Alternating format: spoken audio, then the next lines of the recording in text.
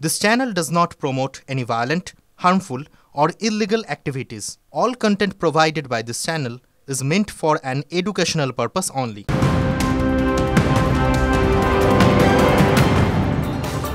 নমস্কার, দেখছেন টিভি9 বাংলা। আপনাদের সঙ্গে রয়েছি আমি তন্নিষ্ঠা। এই মুহূর্তে একটা বড় খবর আসছে, আপনাদেরকে জানিয়ে রাখি। শেখ শাহজাহানের ভাইয়ের বিরুদ্ধে লুকআউট সার্কুলার জারি করলো ইডি। শেখ সিরাজউদ্দিনের নামে লুকআউট নোটিশ সব বিমানবন্দরে পাঠানো হয়েছে। সিরাজের ছবি। 5ই জানুয়ারি ইডির ওপর হামলার পর থেকেই বেপাত্তা সিরাজ। এই বিষয়ে আরো বিস্তারিত জানাবেন আমাদের প্রতিনিধি সুজয় আমাদের সঙ্গে রয়েছেন। সুজয়, কি খবর? দেখো, এই শেখ সিরাজউদ্দিনকে এর আগে 2 থেকে 3 বার নোটিশ পাঠানো হয়েছিল ইডির তরফ থেকে হাজিরা দেওয়ার জন্য, কিন্তু প্রত্যেকবারই তিনি হাজিরা এড়িয়ে গিয়েছেন এবং বারবার হাজিরা এড়ানোর পরেই তার বিরুদ্ধে এই লুকআউট নোটিশ জারি করা হলো। তার কারণ ইডি আশঙ্কা করছে যে হাজিরা এড়িয়ে দেশ ছেড়ে পালাতে পারে শেখ সিরাজউদ্দিন। ঠিক যেমন ভাবে শেখ শাহজাহানের বিরুদ্ধেও তারা লুকআউট নোটিশ জারি করেছিল, সেই কারণেই শেখ সিরাজউদ্দিন যাতে দেশ ছেড়ে পালাতে না পারে তাই জন্য তার বিরুদ্ধে লুকআউট নোটিশ জারি করা হয়েছে এবং সেই লুকআউট নোটিশের কপি পাঠানো হচ্ছে দেশের সমস্ত স্থলবন্দর, জলবন্দর এবং বিমানবন্দরে, যাতে কোনোভাবেই দেশ ছেড়ে পালিয়ে যেতে না পারে। ফলে সিরাজউদ্দিনের বিরুদ্ধে বা শাহজাহানের পরিবার বা তার ভাইয়ের বিরুদ্ধে ইডির তরফ থেকে এটা অবশ্যই একটা বড় পদক্ষেপ, সেটা বলাই যায়। ধন্যবাদ সুজয়।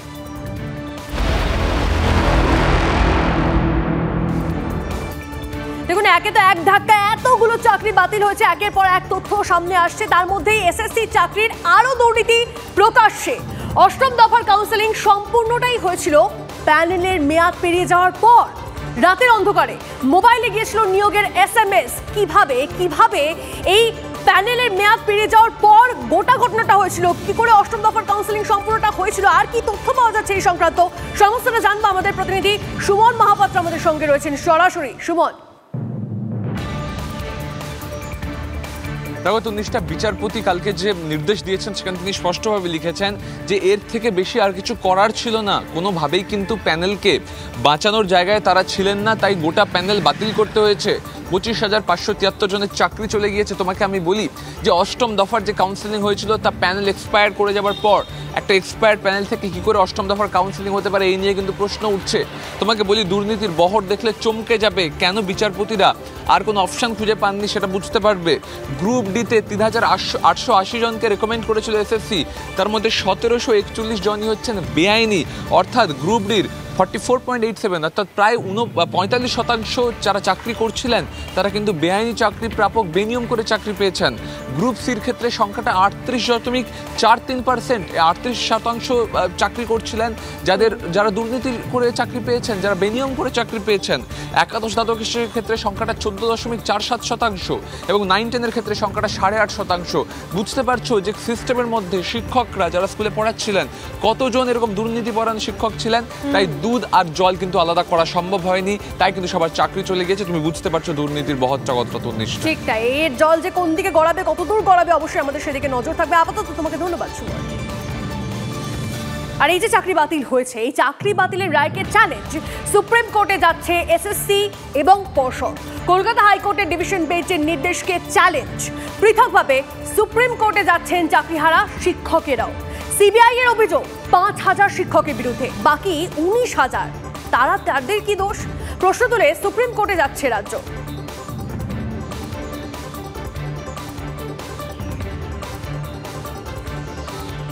আর এই নিয়ে সৌগত রায় তিনি কি বলছেন আপনাদেরকে শোনাবো, এবং অবশ্যই দিলীপ ঘোষ তিনি বা কি বলছেন শুনুন। আঙুল তুললেই তো হবে না, এটা তো কোর্টের রায়। কোর্টের রায় আপাত দৃষ্টিতে আমরা মানব, কিন্তু সম্ভব হলে উচ্চতর আদালতে যাব। কোর্টের রায় কি এটা প্রভাব ফেলবে কোনোভাবে? কিছু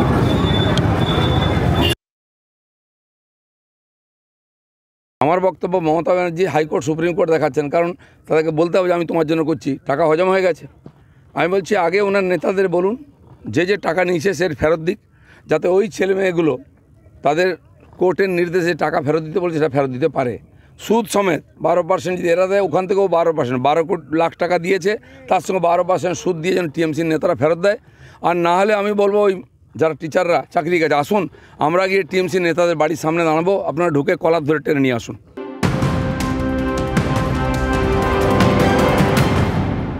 এদিকে শাসক নেতাদের গাজোয়ারি জোর জুলুম চলছে কোথায়? আপনাকে জানিয়ে রাখি বানারহাটে সেখানে একটা চাঞ্চল্যকর খবর আসছে। ভোট তহবিলের নামে তোলাবাজির অভিযোগ তৃণমূলের বিরুদ্ধে। ভাইরাল হয়েছে একটা হুমকির অডিও। হ্যাঁ, আপনাদেরকে শোনাবো সেই হুমকির অডিও। তবে তার আগে আপনাদেরকে জানিয়ে রাখি টাকা চেয়ে রিসর্টের ভিতর ধারালো অস্ত্র নিয়ে হুমকি দেওয়ার অভিযোগ। কর্মীদের বের করে রিসর্টের গেটে তালাও ঝোলানো হয়। আর অভিযোগ, নির্বাচন বাবদ ডুয়ার্সের বানারহাটের ব্যবসায়ী থেকে মোটা টাকা দাবি করে তৃণমূল নেতারা। হ্যাঁ দাদা বলুন। দাদা একদম ইয়ে তো কি দিয়েছেন আপনি ভোটের টাইমে? অ্যাকচুয়ালি বলি আপনাকে একটু, মানে আমার না কনস্ট্রাকশন চলছে, তো আমার ব্যাংক লোন পাস না কনস্ট্রাকশন হইলে যা হইলো, আমরা তো ইলেকশনের জন্য চাচ্ছি না এটা। আমি বলি আমরা এটাতে জিডি চাচ্ছি না তো। আমি না আমি বলি আপনাকে দাদা, এইবারটা আপনি রাখেন, কারণ আমার অবস্থাটা একদমই 10,000 টাকা আমি কোনো একটা ছোট দোকানকে বললে ও দিয়ে দিবে পার্টির জন্য। তো আপনাকে তো আমি একটা অপেক্ষা করে পাঠিয়েছিলাম না ওখানে। আমি তো আপনাকে বলি না দাদা, এত দেন বলে তো বলি না, আমি ডিমান্ড তো করি না। এইবারটা আমাকে ক্ষমা করুন, ঠিক আছে? আমার অবস্থা একদমই খারাপ, মানে আমি স্যালারি দিতে পারিনি স্টাফদের এখনো। টাকা তো আমাকে ওইখানে দিতে লাগবে, ওই জায়গাতে দুইটা মেম্বারকে 10,000 টাকা তো ওইখানে দিতে লাগবে। তাহলে আমার কি থাকবে ওইখানে বলেন তো? আমি ওই টাকাটা পাঠাই দিচ্ছি, আপনি রাখেন দাদা। এইটা তো আগের কথা হলো আপনার। না রাখেন আপনি, আমি পাঠাই দিচ্ছি, ঠিক আছে? আমি পরে আলোচনা করবো আপনার সঙ্গে। তোলা দিতে পারেনি বলেই বন্ধ রাখছে, তার জন্যই আমাদের এসপি অফিসে আসা। ভোটের 4-5 দিন আগে আমার থেকে কিছু টাকা চাওয়া হয়। ব্লক প্রেসিডেন্ট এবং অঞ্চল প্রেসিডেন্ট টাকাটা চায়। আমি ব্লক প্রেসিডেন্টকে 10,000 এবং অঞ্চল প্রেসিডেন্টকে 7,000 টাকা আমি দিই এবং বলি যে আমার এখন সবে কনস্ট্রাকশন চলছে, আমার ব্যাংক লোনও এখনও আসেনি, আমি স্যালারিও দিতে পারিনি, এটা নিয়ে আপনারা চালান, আপনাদের ভোট ছাড়াও যে প্রোগ্রাম আছে আমি অন্য সময় বাকি টাকাটা দিয়ে দেবো। তখনই আমাকে বলে এটা কি ভিক্ষা দিচ্ছেন বলে টাকাটা রিটার্ন করে এবং তখনই আমাকে ধমকি দেয় যে 21 তারিখ, ডেটটাও বলে দেয় 21 তারিখেই আমার এটা বন্ধ করে দেওয়া হবে। স্বাভাবিকভাবে এই ঘটনা সামনে আসার পর থেকেই অনেক জল্পনা চলছে। বণিক সভার সাধারণ সম্পাদকের তরফ থেকে কি বলা হচ্ছে এবং তৃণমূলের তরফে বা কি বলা হচ্ছে শোনাবো। লিডাররা তৃণমূলের পতাকা এনে ওই বন্ধ করে দেয় এবং সবাইকে ধাওয়া টাওয়া করে বের করে দেয়। কিছু লোক ভেতরেও থাকে, তাদের আটকে রেখে দেওয়া হয়। ইলেকশন ফান্ডের এগেনস্টে ওরা টাকা চেয়েছিল একটা হ্যান্ডসাম অ্যামাউন্ট। উনি ওনার ইনএবিলিটি বলেন যে আমি সবে শুরু করেছি, তখনই ওরা ধমকি দিয়ে যায় যে ইলেকশনের পরে দেখে নেব। 21 তারিখে হলো এই অ্যাট্রসিটিটা চালিয়েছে, সমানে ফোনে ধমকি দিচ্ছে, মেরে দেবো, কেটে দেবো, এই বিভিন্ন ধরনের হলো ধমকি কন্টিনিউয়াসলি চলছে। এই ধমকির পরে যেটা আছে, ওরা গতকাল এসে হলো তালা টালা মেরে দিয়ে চলে, ঝান্ডা লাগিয়ে দিয়ে চলে যায় এবং ওরা ওখানটায় হলো মনিটরিং করছে, ভিজিলেন্স করছে। ওখানকার মানুষ, পাবলিক সবাই নেমে ওখানে তালা দিয়েছে। ওখানকারই মানুষের যে অভিযোগ যে ওই রিসোর্টে নাকি আরো অনৈতিক কাজকর্মগুলাও হয়, ওইটার জন্য গ্রামেরও পরিবেশ নষ্ট হচ্ছে।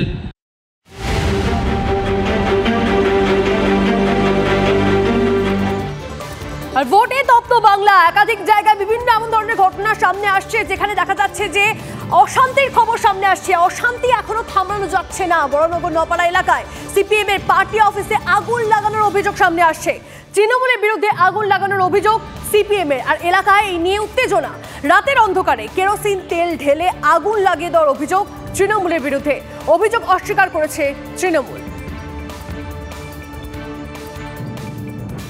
আগুনটা আমরা নিয়ন্ত্রণে না আনতে পারতাম, এই পার্টি অফিস লাগোয়ায় পরপর বাড়ি আছে, পুরো একটা ভয়াবহ একটা কাণ্ড কালকে ঘটে যেতে পারতো। তো যে বা যারা এই ঘটনাটা ঘটিয়েছে, আমরা তার দৃষ্টান্তমূলক শাস্তি দাবি করছি প্রশাসনের কাছে। পুলিশ এসে জানায় যে সিসিটিভি অকেজো। আমরা বলছি সরকার অকেজো, মিউনিসিপ্যালিটি অকেজো, তো সিসিটিভি কেজো হবে কি করে? তৃণমূল কংগ্রেস তার দুষ্কৃতি, কাউন্সিলরের নেতৃত্বাধীন দুষ্কৃতি।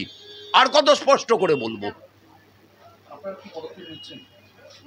আমরা আপাতত বলছি পুলিশ তার দায়িত্ব পালন করুক।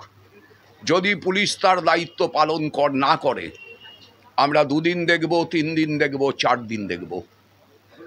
তারপরে তৃণমূল কংগ্রেসকে বুঝিয়ে দেবো এটা 2011-র সিপিএম না, এটা 2024-এর সিপিএম। সিপিএমের অভিযোগ হচ্ছে এখন ওরা হচ্ছে 10% ভোট পায় কিনা এই ভোটের কেস তোলার জন্য নিজেদের মধ্যে নিজেদের দ্বন্দ্ব, মানে রঞ্জিত দাস আর তন্ময়ের ভট্টাচার্যের দ্বন্দ্ব, কীভাবে ওরা এটা করা যায়। মানে আমাদের এটা কোনো ব্যাপার না। আমি তো বলি আইনের পথে চলবে। যদি কেউ আগুন দেয় কোনো কিছু, তাদের আইন আছে, প্রশাসন আছে, তাদের যা ব্যবস্থা নেবে। ওই যে বলছিলাম, ভোটের বাংলায় বিভিন্ন জায়গায় অশান্তির খবর আসছে। বাঁকুড়ার সোনামুখীতে, সেখানে আবার বিজেপি তৃণমূল সংঘর্ষ। সোনামুখী ব্লকের শিবডাঙ্গা গ্রামের দেওয়াল লিখনকে কেন্দ্র করে দুপক্ষের মধ্যে উত্তেজনা। বিজেপি কর্মীদের উপর হামলার অভিযোগ তৃণমূলের বিরুদ্ধে। চুন ছুঁড়ে হামলা চালানো হয় বলে অভিযোগ। 7 বিজেপি কর্মীকে বেধড়ক মারধর করা হয়। গুরুতর জখম এক বিজেপি কর্মী। হামলার অভিযোগ অস্বীকার তৃণমূলের। তৃণমূল কংগ্রেসের ওই দুষ্কৃতীরা রাতে গিয়ে বলতে শুরু করে যে ওই চুনে দেয়াল লেখন করা যাবে না, বিজেপির দেয়াল লিখন করা যাবে না, সৌমিত্র খান নাম লেখা যাবে না। সেই নিয়ে তারা প্রথমে 2-4 কথা বলেই একদম পরিকল্পনা মাফিক তারা রড, টাঙ্কি, বাঁশের লাঠি এসব দিয়ে আক্রমণ করে। এটা বিজেপির পায়ের তলার জমি হারানোর ফল। ওইসব জায়গায় তাদের কোনো সংগঠন নেই, তারা পায়ের তলার জমি নেই, তারা বুঝতে পারছে, তারাই আমাদেরকে আক্রমণ করেছে। এটা বিজেপির দুষ্কৃতীরা তৃণমূল কর্মীদের আক্রান্ত করেছে, আমাদের কর্মীরাই তো আক্রান্ত হয়েছে। এখানে বিজেপির কেউ আক্রান্ত হয়নি।